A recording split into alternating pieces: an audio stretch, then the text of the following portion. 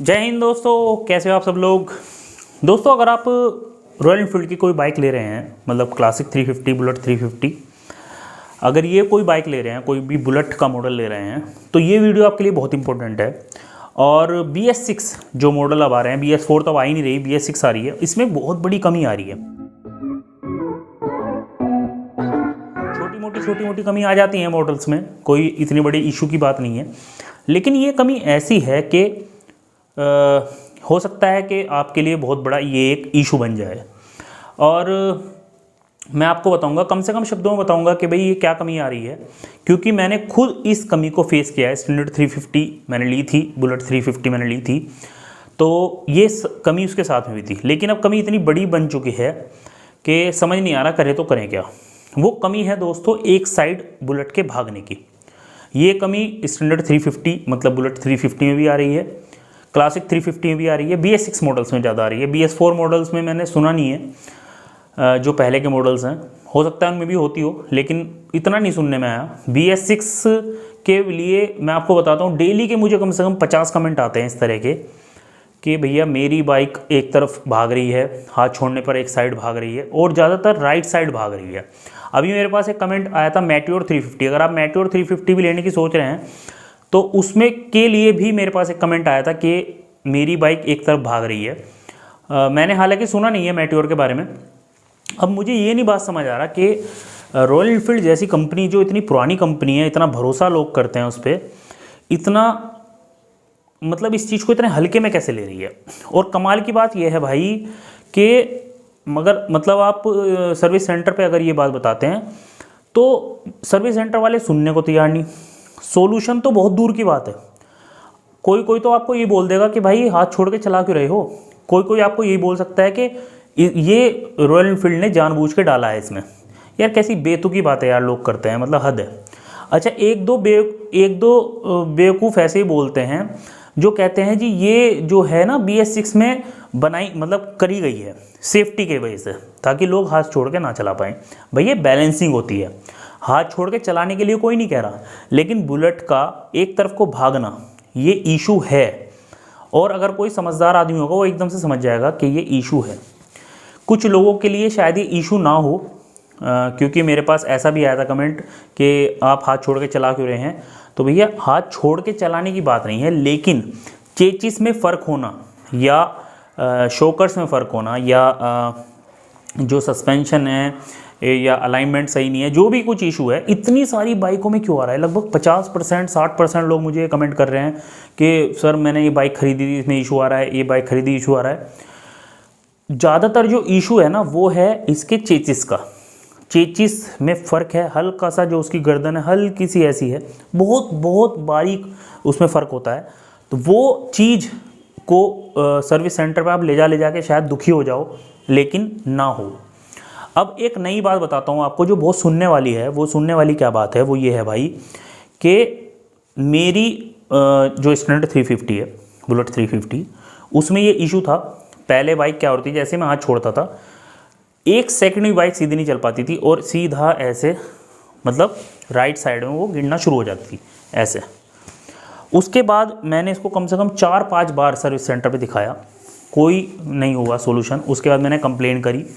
Complain करने के बाद, क्योंकि मैं इस टॉपिक पे वीडियो पहले ही बना चुका हूँ, लेकिन इसमें और एक नई बात पता लगी है अब।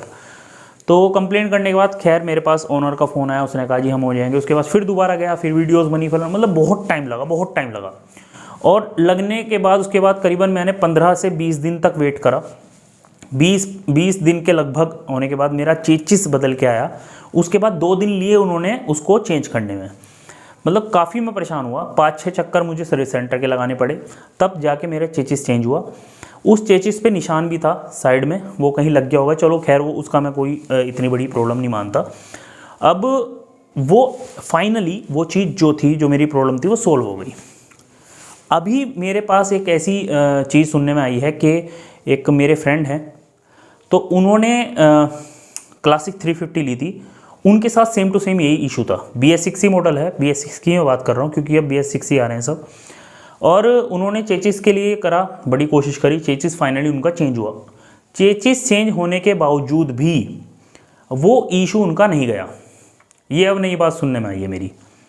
मतलब चेचिस चेंज हो गया, उनकी कमी ऐसी की ऐसी ही है अब भी, और वे अब भी उसको जो उनकी प्रॉब्लम थी वो सर्विस सेंटर वाले सोल्व नहीं कर पाए, और उन्होंने फाइनली ये बोल दिया उनको कि सर हमने चेचिस भी चेंज कर लिया, इसके सस्पेंशन भी चेक कर लिए, पीछे के आगे के सब, इसका हमने अलाइनमेंट भी चेक कर लिया, लेकिन कमी नहीं है अभी भी। सीधी सी बात है, सस्पेंशन जो इसका चेचिस है वो दोबारा भी जो आया है वो भी डिफेक्टेड है, वो भी क्योंकि मैन्युफैक्चरिंग डिफेक्ट है ये एक। और जब चेचिस की जो गर्दन है वो जरा सी जब तिरछी है, तो दूसरा जो आया वो भी बहुत पॉसिबल है कि वो भी तिरछा हो, मतलब उसकी भी थोड़ा सा उसका सेटिंग राइट साइड की तरफ हो। अब इसका जो सॉल्यूशन है वो मैं आपको बताता हूँ है क्या। इसका सॉल्यूशन ये है, जिन भाई लोगों का जो है ये प्रॉब्लम थी सोल्व हुई है, अगर आपके सामने करी है सर्विस सेंटर वाले ने सोल्व, तो बहुत अच्छी बात है भाई, क्योंकि ये समस्या हो सकती है अलाइनमेंट की भी, सस्पेंशन की भी हो सकती है, और चेसिस की ज़्यादा संभावना है कि हो। अगर ये आपके सामने किसी सर्विस सेंटर वाले ने सोल्व करी है तो बहुत बढ़िया बात है। सीधी सी बात है कि भाई ये प्रॉब्लम थी इसमें सर, अलाइनमेंट की प्रॉब्लम थी, टायर की प्रॉब्लम थी, जो भी बहुत सारी चीज़ें बता देते हैं, और वो करके दे रहे हैं अगर आपके सामने तो सही है।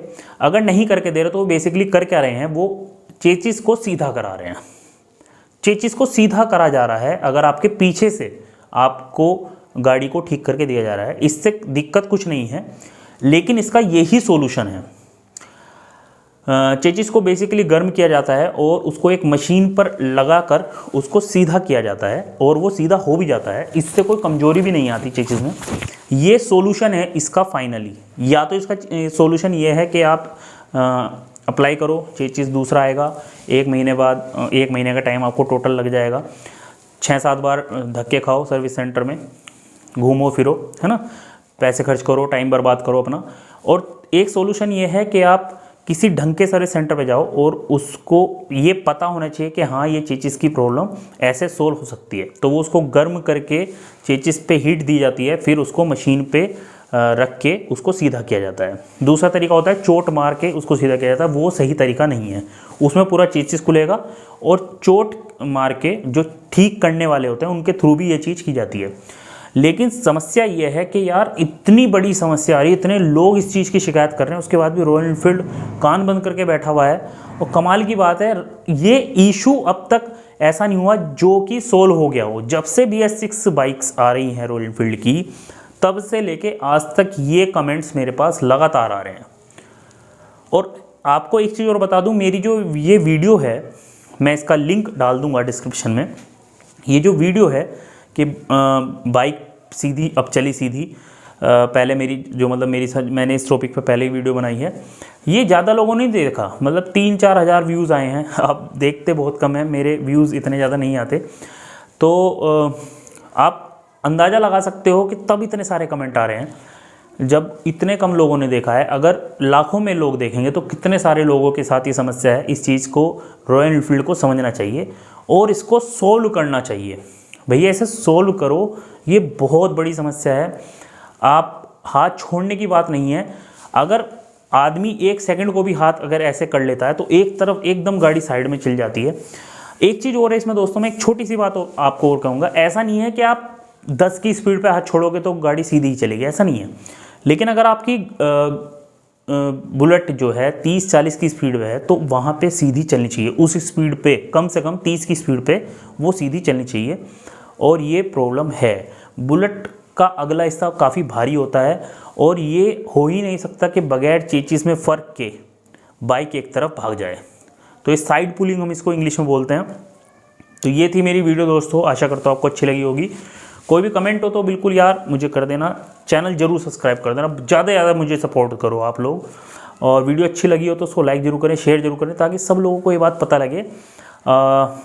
ज्वाइन भी आप मुझे कर सकते हैं, मेरी कोई भी आपको सपोर्ट चाहिए हो, मेरे मुझसे बात करनी हो या किसी भी तरह की पर्सनल लेवल पे सपोर्ट चाहिए तो मुझे आप ज्वाइन करिए। उसके लिए आपको सिर्फ 159 रुपीज़ आपको देने पड़ेंगे। तो दोस्तों आज की वीडियो यहीं तक थी। जय हिंद, टेक केयर।